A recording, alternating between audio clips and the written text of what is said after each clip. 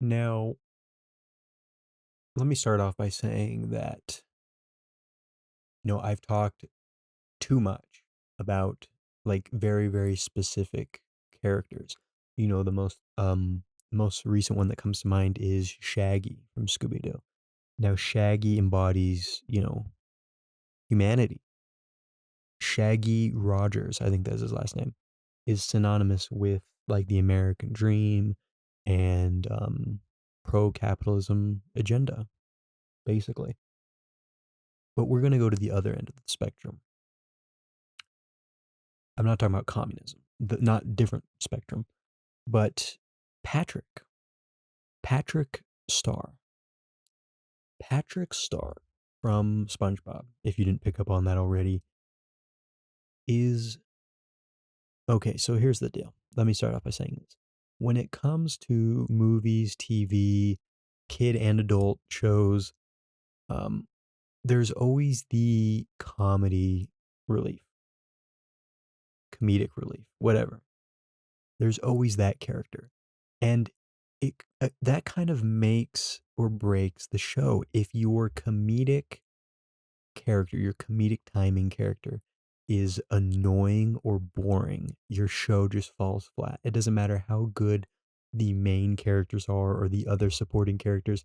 If your goal is to be a funny, entertaining show and your number one funny character isn't funny, it's over.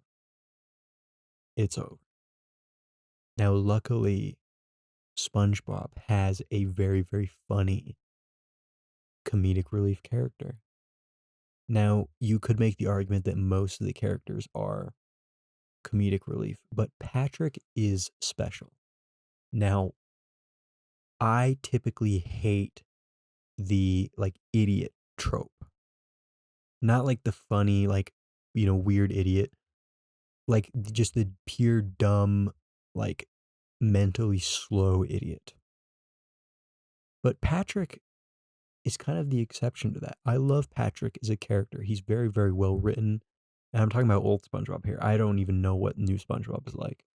But old Patrick had funny qualities to him, but they also had, I wouldn't say serious moments, but moments where Patrick could lock in. And that's important. If you have a character that is just constantly terrible, it gets kind of boring. You need someone who can occasionally lock in.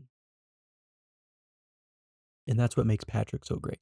Patrick and SpongeBob, along with Squidward, could you imagine living on that street? Could you imagine living on that street? You go over to Patrick's house, you're hanging out, you're kicking the shit. You go over to Squidward's, smoke a bowl, head over to SpongeBob's house, play with Gary, go boating, driving around Bikini Bottom. That is that is it. That is it.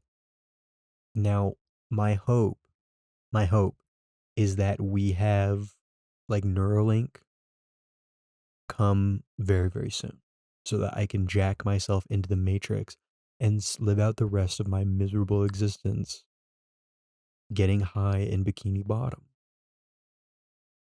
I can live under Patrick's rock. We can be like roommates. That is the goal. The Patrick Star way of life. That is the goal. He lives under a rock because he's a starfish.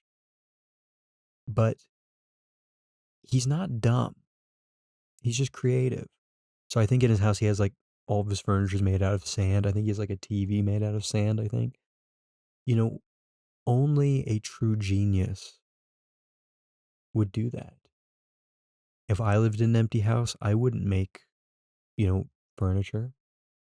If I lived on the beach, I wouldn't make a couch out of sand. I'm not smart enough. But Patrick did it. Patrick did it. Patrick even made a TV out of sand.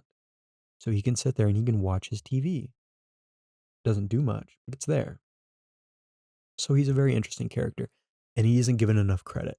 Now, as far as SpongeBob goes, I think most of the characters, if not all the characters, are very good, but Patrick is one of those special ones. Like I said, the idiot trope is overplayed. It's not very well executed ever. Patrick, they did good with him. They did good with him. He's my boy. He is my boy. So think on that. Think on Patrick. Shout out Patrick. I appreciate you listening to this, and I will see you tomorrow.